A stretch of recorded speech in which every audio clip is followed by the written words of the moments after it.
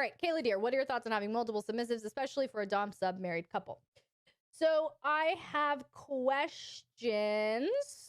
I have 4 questions because this answer is very organic. You're asking what are my thoughts generally, but you are married. And so I think the better advice that I could give you would be to help you ask questions for your own marriage if you're considering this. Okay? The first point, before I get to the questions that I would like you, Kayla dear, and your husband to consider, the first one is, and this is what I say across the board when it comes to polydynamics, how healthy and happy is the marriage or the partnership between the 2 core people first? How healthy and happy is the marriage between, or the relationship, the partnership, whatever, between the 2 core people first? What does that look like? How healthy and happy is that?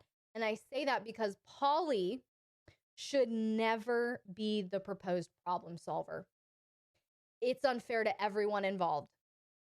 For you and your spouse to have a deficit in your marriage that you're not willing to compromise and work on, and your solution is, hey, we're going to bring someone else in to fill in this puzzle, to provide for this deficit that one or both partners isn't living up to as a way of problem solving, I don't think it's wise, because not only are you just kind of covering, it's often the beginning of the end, you're often just covering up the problems that are there that are just going to continue to be there, and they're going to fester the longer you don't address them. And then you're bringing this innocent third party who's hoping for just a blissful poly experience into your already dysfunctional marriage. It's not fair for the other person either. And so it is often the beginning of the end. And so I'm not saying poly is always the beginning of the end.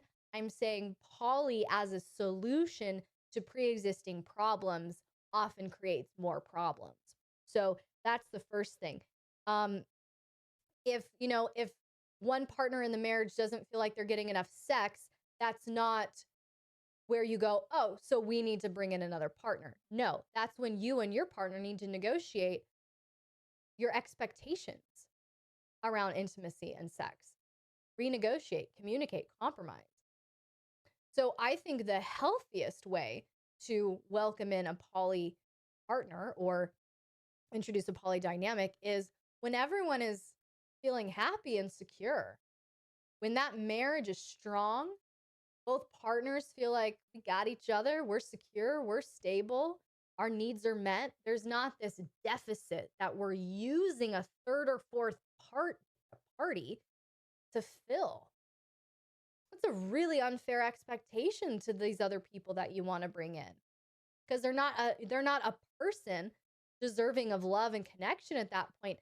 They're someone that you're using to solve a problem. They're like the X in an algebra equation. I'm using math analogies up in this kinky church, and I don't even like math.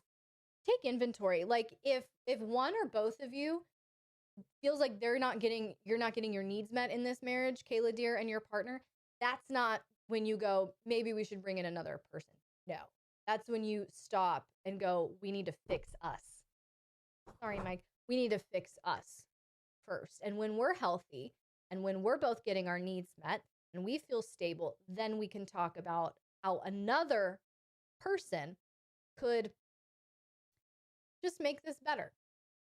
Well, icing on the cake.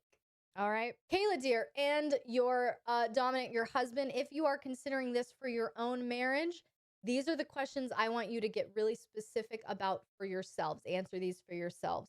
The first one, do both of you have equal levels of desire for polyamory? Do both of you have equal levels of desire for bringing in another person, engaging in a poly dynamic? Do both of you have equal levels of desire? If not, that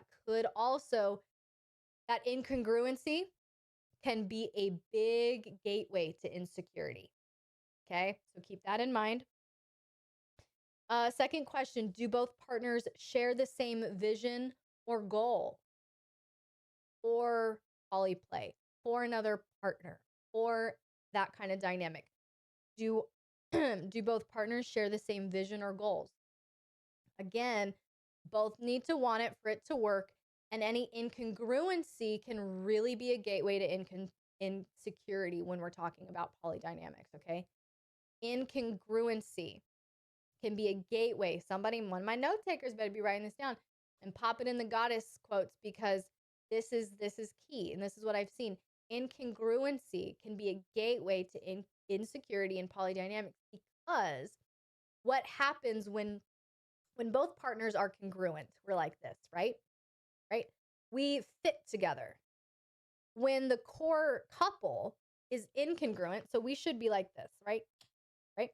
When we're incongruent, we can't connect. We can't come together, right? And that's it. You're not going to find oneness when there's incongruency. You're going to have two separate agendas, and that third partner can be leveraged to fulfill those different agendas. Does that make sense? That makes sense? Picking up what I'm throwing down? So we just want to be wise about this because relationships just with two people, one person, okay?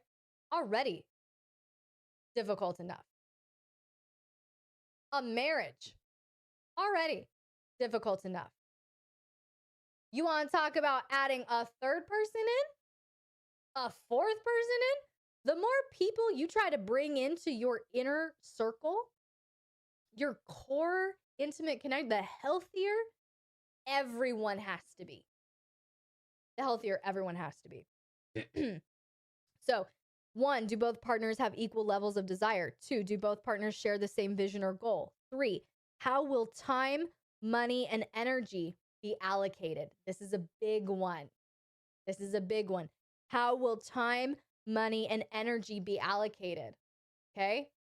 What level of time, energy, money is going to be invested in this other partner that we're bringing in? What are the expectations there? At what level of attention is the wife okay with giving up or not? All of these. How is that third partner going to be budgeted into the household? All of these very practical things need to be addressed, need to be discussed. And 4th, what boundaries will protect the priority of the marriage? Because if you are married, you have entered into a covenant relationship. A covenant relationship should be the safest union on planet Earth, which means I'm not going anywhere and neither are you, honey. We are going to figure our shit out together. But you don't have to fear rejection from me. You don't have to fear abandonment from me. We're here together, you and me. That's marriage. That's covenant. And if you're not willing to step into it at that level, do not get married. Keep hooking up, keep living together, but do not get married, because you are entering into a covenant.